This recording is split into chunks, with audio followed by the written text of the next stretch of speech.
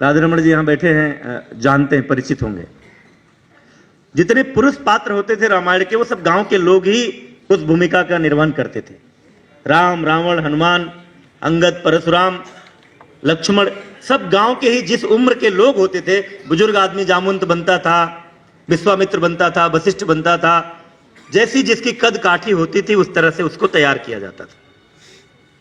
महिला पात्र का निभाने के लिए नाटक कंपनी के लोग आते थे। हमारे यहां बरसों से ये रामलीला होती थी, बीच में बंद हो गई क्योंकि सभी पात्र इधर उधर चले गए।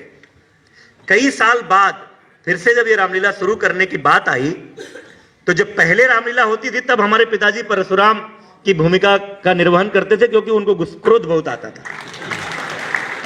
तो बाद में जब शुरू हुई तो परशुराम की उम्र तो ज्यादा होती ही है, तो उनको फिर परशुराम के लिए उपयुक्त चुना गया। लेकिन जो पहले लक्ष्मण बनते थे वो हमारे ही फुफेरे भाई थे, जो पढ़ने के लिए हमारे गांव में रहते थे क्योंकि उनके गांव में स्कूल नहीं था।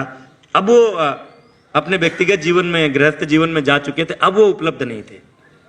तो उनके स्थान पर लक्ष्मण की भूमिका के निर्वहन के लिए मुझे चुना गया।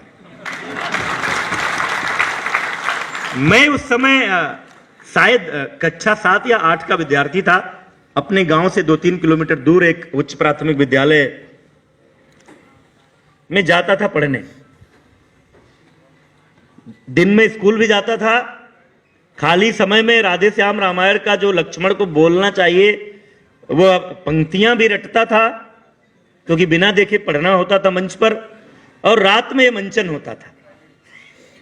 अब आप कल्पना कर सकते हैं कि मेरे पिताजी लक्ष्मण परशुराम संवाद के दिन परसा हाथ में लिए खड़े थे। उनके चौथेपन में पैदा हुआ मैं, उनका पुत्र, कक्षा 7 में पढ़ने वाला विद्यार्थी सामने खड़ा होता था और दर्शकों के बीच में मेरी मां बैठी होती थी। इससे बेहतर चित्रण पूरे प्राथमिक शिक्षा विभाग और मेरे और आपके बीच नहीं हो सकता। तो जब धनुष तोड़ने के बाद का जो संवाद होता है, उस समय भगवान परशुराम का जो क्रोध होता है, जब वो परसा उठाकर लक्ष्मण को मारने चलते हैं, मैं कोई नाटकीय वर्णन नहीं कर रहा हूं। मेरी मां, जहां रामलीला होता था उसके बाद एक छोटा गड्ढा होता था, गड्ढे के उस पार मेरा घर, छत पर बैठ करके देखती थी और यह दृश्य जब आया तो वहीं से चिल्ला उठी। उनको लगा कि बेटे के ऊपर परसा गिर न जाए। लेकिन वो मंचन समाप्त होने के बाद परिवार में वो पिता थे, मैं पुत्र था। इसलिए मैं कहता हूं कि हमेशा